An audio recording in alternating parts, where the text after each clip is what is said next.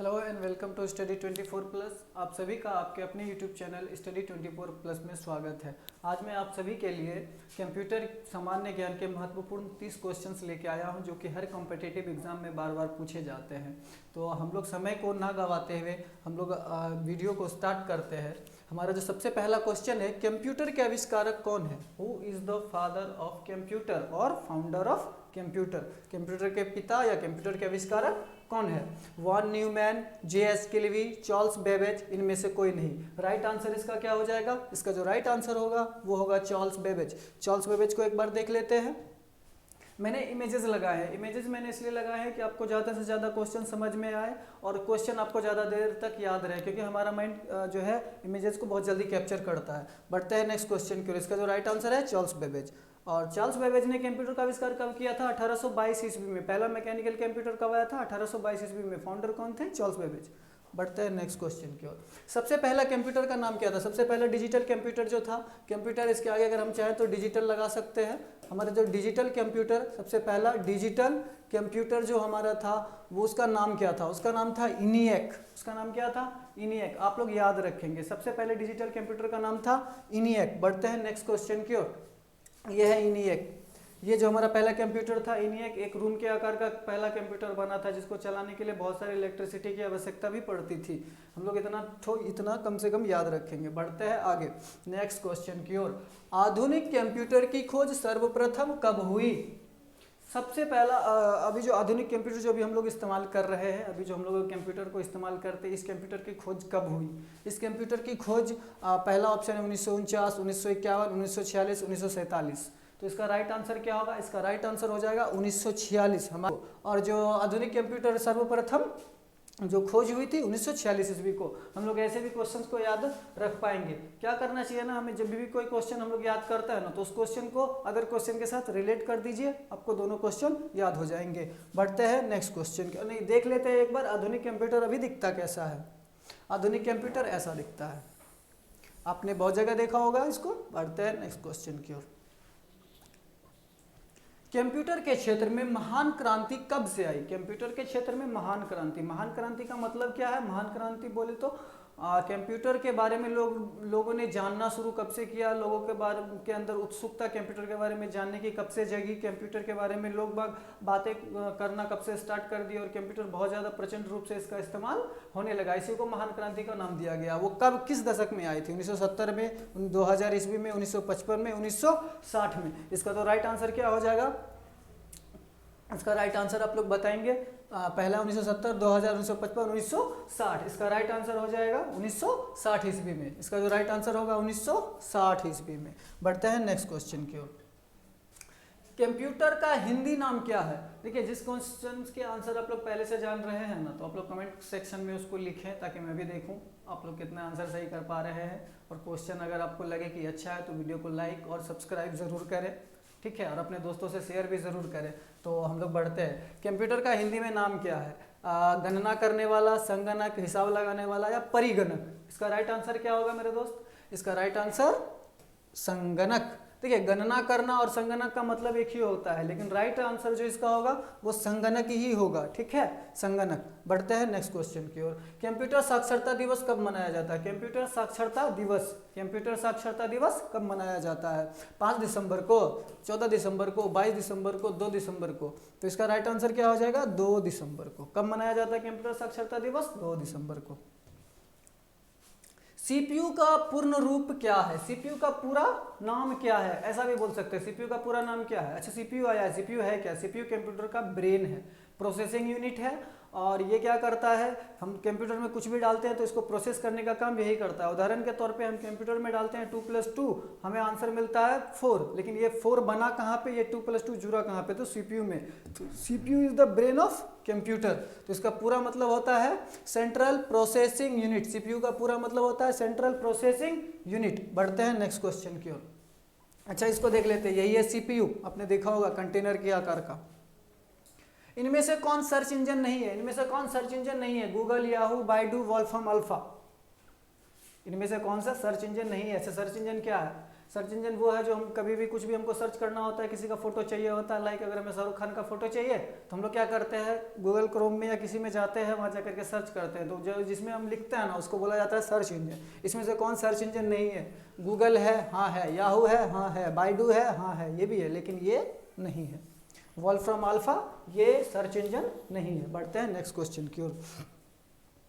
और हमारा जो नेक्स्ट क्वेश्चन है, निम्न में कौन इनपुट इकाई है? निम्न में कौन इनपुट इकाई है? माउस, कीबोर्ड, स्कैनर या इनमें से सभी? इनपुट इकाई, इनपुट इकाई क्या होता है? जिसकी सहायता से हम कंप्यूटर में कुछ भी डालते हैं। इनपुट इकाई किसे बोलते हैं? इनपुट इकाई भी बोल सकते हैं, इनपुट मशीन भी बोल सकते हैं। तो किसको बोला जाता है? जिसकी सहायता से कंप्यूटर में हम कुछ डालते हैं। तो माउस की सहायता से हम कंप्यूटर में कुछ ना, कंप्यूटर के माउस की सहायता से हम कंप्यूटर को पॉइंट करते हैं, इसको पॉइंटिंग डिवाइस भी बोला जाता है। इसको पॉइंटिंग डिवाइस भी बोला जाता है और इनपुट डिवाइस भी बोला जाता है, ठीक है। कीबोर्ड, इसके सहायता से तो आप जानते ही हैं, हम बहुत कुछ भी टाइप करते हैं कंप्यूटर में कीबोर्ड की सहायता से। उसके बाद हमारा आता है स्कैनर, स्कैनर की सहायता से हम लोग इमेज को स्कैन करके कंप्यूटर में डालते हैं। उसके बाद आ जाता है इनमें से सभी, तो राइट आंसर हो जाएगा इनमें से सभी। बढ़ते हैं नेक्स्ट क्वेश्चन की ओर। ये कुछ इनपुट डिवाइसेस हैं, ये हो गया digital pen, mouse, webcam, joystick, keyboard and camera, mic, scanner, तो सभी हैं। बढ़ते हैं नेक्स्ट। 1 किलोबाइट के भी कितने बाइट के बराबर होता है? 1 किलोबाइट कितने बाइट के बराबर होता है? अच्छा, kilobyte, megabyte, gigabyte, zettabyte, terabyte, ये सब है क्या? ये सब डेटा को मापने की इकाई है। जैसे आप फोटो खींचते हैं, फोटो जो खींचते हैं उसकी साइज का पता हम लोग कैसे लगाते हैं? तो हम लोग इसी किलोबाइट, मेगाबाइट, गीगाबाइट, बाइट यही से पता करते हैं। तो 1 किलोबाइट बराबर होता है 1024 बाइट, 1024 बाइट बराबर 1 किलोबाइट। बढ़ते हैं नेक्स्ट क्वेश्चन की ओर। नेक्स्ट क्वेश्चन है 1 मेगाबाइट, किलोबाइट से ठीक बड़ा मेगाबाइट होता है। तो 1024 बाइट बराबर 1 किलोबाइट हुआ था, तो 1024 किलोबाइट भी 1 मेगाबाइट के बराबर होगा। तो इसका राइट आंसर होगा 1024 किलोबाइट, ठीक है। 1 megabyte is equal to 1024 kilobyte या केबी भी उसको बोल सकते हैं। बढ़ते हैं नेक्स्ट क्वेश्चन की ओर। 1 गीगाबाइट को शॉर्ट में बोलते हैं जीबी। जीबी से अब आप लोग को समझ में आता होगा, हम लोग मूवी डलाने जाते हैं तो वहाँ पे जो है कि मूवी हम लोग फ़ोन में डलवाते हैं तो उस मूवी की साइज़ होती है 1 GB, 1.5 GB, 2 GB, है ना। उसी तरह से तो 1 GB में कितना MB होता है? MB बोले तो मेगाबाइट, ठीक है। तो ये कितना, तो 1024 MB is equal to 1 GB। 1024 MB बराबर कितना हो जाता है? 1 GB, ठीक है। उसी तरह 1024 GB बराबर होता है 1 TB के। TB बोले तो ये वाला TB, टेराबाइट, ठीक है। टेराबाइट टेलीविजन नहीं, टेराबाइट। बढ़ते हैं नेक्स्ट क्वेश्चन की ओर। कंप्यूटर में प्रयुक्त आईसी चिप बनते हैं। कंप्यूटर में जो आईसी चिप होते हैं वो किस चीज़ के बनते हैं? आईसी चिप जो कंप्यूटर्स में होते हैं वो किस चीज़ के बनते हैं? क्रोमियम से, आयरन ऑक्साइड से, सिल्वर से या सिलिकॉन से? अच्छा, कंप्यूटर में आईसी चिप देख लेते हैं। आईसी चिप को, ये इंटीग्रेटेड सर्किट आईसी चिप जो बनता है जनरली सिलिकॉन से, ठीक है, सिलिकॉन से बनता है। बढ़ते हैं नेक्स्ट क्वेश्चन की ओर। हमारा नेक्स्ट क्वेश्चन है, इंटरनेट के पते में पद HTTP, इंटरनेट के पते में पद HTTP का सही विस्तृत रूप क्या है? अच्छा, कोई भी वेबसाइट हम लोग टाइप करते हैं तो उसके पहले लिखा हुआ रहता है ना HTTP, फिर वेबसाइट। उदाहरण के तौर पे मैंने एक वेबसाइट को लिया, उसको देखते हैं। ये HTTP ssc.nic.in, इसका मतलब क्या है? इसका मतलब क्या है? Higher text transfer protocol, higher transfer text protocol, hybrid text transfer protocol, hyper text transfer protocol. इसका क्या मतलब है? आप लोग बताएंगे, अगर आपको पता है तो कमेंट सेक्शन में। लेकिन इसका जो राइट आंसर हो जाएगा हाइपर टेक्स्ट ट्रांसफर प्रोटोकॉल, ठीक है। आंसर इसका हो जाएगा 14 का डी। बढ़ते हैं नेक्स्ट क्वेश्चन की ओर। किसी कंप्यूटर के प्रोग्राम में बच्चे द्वारा प्रयुक्त भाषा प्रायः कौन सी होती है? बच्चों द्वारा प्रयुक्त भाषा प्रायः कौन सी? बच्चे जो कंप्यूटर इस्तेमाल करते हैं उसमें प्रायः भाषा कौन सी होती है? बेसिक होती है, जावा होती है, लोगो होती है, पायलट होती है। इसका राइट आंसर क्या हो जाएगा? इसका राइट आंसर हो जाएगा लोगो। इसका राइट आंसर क्या हो जाएगा? लोगो। ठीक है, बढ़ते हैं नेक्स्ट क्वेश्चन की ओर। एक सुभव्य निजी कंप्यूटर को आपकी गोद में रखने लायक छोटा सा होता है, वह क्या कहलाता है? सिंपली समझ लीजिए, वो कंप्यूटर जो हम लोग अपने गोद में रख करके कहीं भी ले जा करके इस्तेमाल करते हैं, वो क्या कहलाता है? Main frame computer, notebook computer, work station, PDA. उसका राइट आंसर हो जाएगा नोटबुक कंप्यूटर। अगर इसको हम सीधा सीधा समझे तो लैपटॉप। लैपटॉप जो हम कहीं भी ले जा करके इस्तेमाल करते हैं, नोटबुक के जैसा दिखता है, उसी को नोटबुक बोला जाता है और लैपटॉप भी बोला जाता है। बट ये नोटबुक, ठीक है, इसको देख करके आप लोग आंसर अब ये याद रहेगा आपको। बढ़ते हैं नेक्स्ट क्वेश्चन की ओर। कोडांतरण एक प्रोग्राम है। कोडांतरण एक प्रोग्राम है, वह निम्नलिखित में से किस प्रोग्राम का रूपांतरण है? किस प्रोग्राम का रूपांतरण है? तो इसका राइट आंसर क्या हो जाएगा? मशीन से निम्न स्तर तक। मशीन से निम्न स्तर तक, निम्न स्तर से उच्च स्तर तक, उच्च स्तर से कोडांतरण तक, कोडांतरण से मशीन तक। इसका राइट आंसर क्या हो जाएगा? इसका राइट आंसर हो जाएगा कोडांतरण से मशीन तक। बढ़ते हैं नेक्स्ट क्वेश्चन की ओर। देखिए, कोडिंग जो होता है ना, कोडिंग डिकोडिंग, ये इसी पे कंप्यूटर काम करता है। कंप्यूटर को तो कुछ पता नहीं होता है, हम लोग कोडिंग करके कंप्यूटर में डालते हैं, फिर उसी को कंप्यूटर अपनी भाषा में समझता है। कंप्यूटर किस भाषा पे वर्क कर, कौन सी भाषा समझता है? तो कंप्यूटर मशीनी भाषा समझता है, उसी को कोडांतरण कोडिंग कहा जाता है। मल्टी प्रोसेसिंग होती है। मल्टी प्रोसेसिंग क्या होती है? मल्टी प्रोसेसिंग एक प्रोसेसर के द्वारा होता है। मल्टी प्रोसेसिंग जो होता है वो एक प्रोसेसर के द्वारा होता है, एक से अधिक प्रोसेसर के द्वारा होता है, बिना किसी प्रोसेसर के द्वारा होता है, या इनमें से कोई नहीं। तो मल्टी प्रोसेसिंग मतलब समझ रहे हैं, मल्टीटास्क, जो बहुत ज़्यादा वर्क करता है, बहुत सारा प्रोसेस करता है। तो एक प्रोसेसर के द्वारा होगा नहीं, ये राइट आंसर होगा एक से अधिक प्रोसेसर के द्वारा, तभी तो ये मल्टी होगा ना। बढ़ते हैं नेक्स्ट क्वेश्चन की ओर। निम्नलिखित में से ऑप्टिकल मेमोरी है। निम्नलिखित में से ऑप्टिकल मेमोरी है। Bubble memory, floppy disk, CD ROM, code memories. निम्नलिखित में से ऑप्टिकल मेमोरी क्या है, हम लोग इसको समझेंगे। ऑप्टिकल मेमोरी वो जो कि आपके डिजिटल डेटा को स्टोर करके रखता है। जैसे हम लोग मूवी जो मोबाइल में लेते हैं तो वो किसी चिप में जाती है, किसी चिप में उसको हम रखते हैं, तो वो जो जमा होता है उसको हम लोग क्या बोलते हैं? बबल मेमोरी बोलते हैं, फ्लॉपी डिस्क बोलते हैं, सीडी रोम बोलते हैं, कोड मेमोरी। इसको राइट आंसर हो जाएगा सीडी रोम। उसको क्या बोलते हैं? CD ROM. आइए देखते हैं सीडी रोम को। ये हम लोग पहले डीवीडी में लगा करके देखते थे इसको, तो डीवीडी में इसको हम लोग लगाते थे, फिर इसमें मूवी रहता था, यही है सीडी रोम। बढ़ते हैं नेक्स्ट क्वेश्चन की ओर।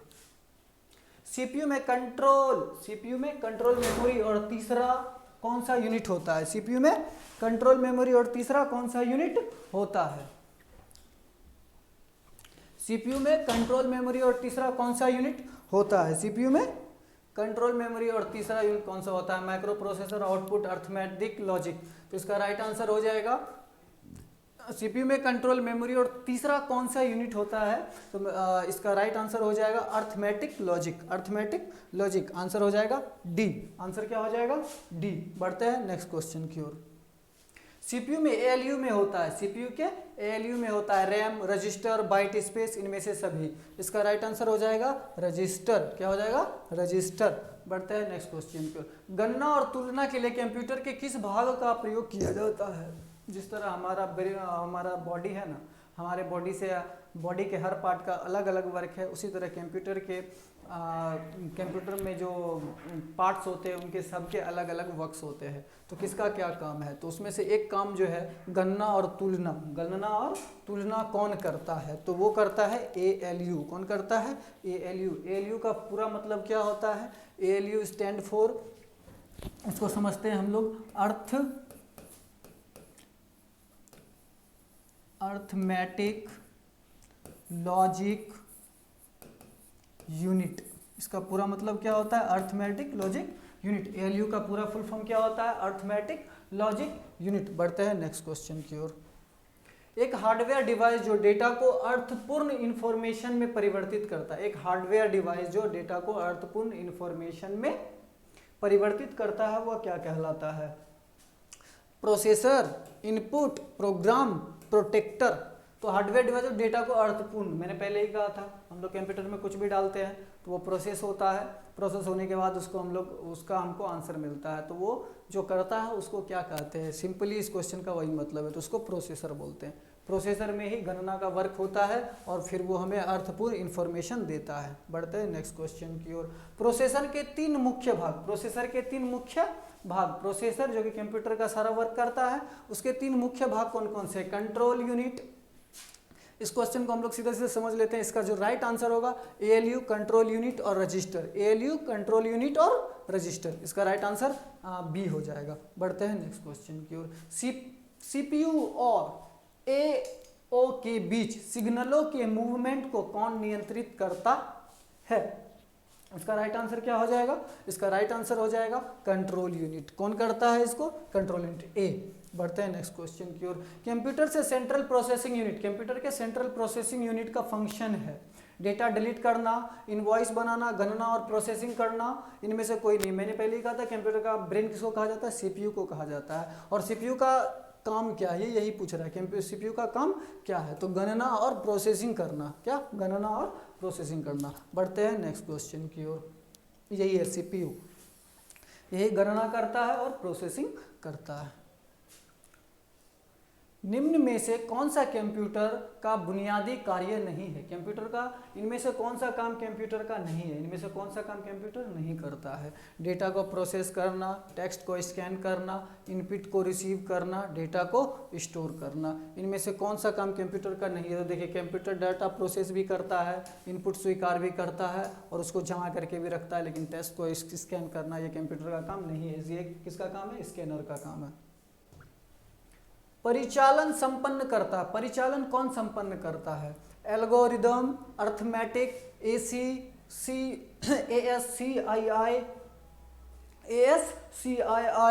इनमें से कोई नहीं। इसका राइट आंसर क्या हो जाएगा? इसका राइट आंसर होगा बी, अर्थमेटिक। क्या हो जाएगा?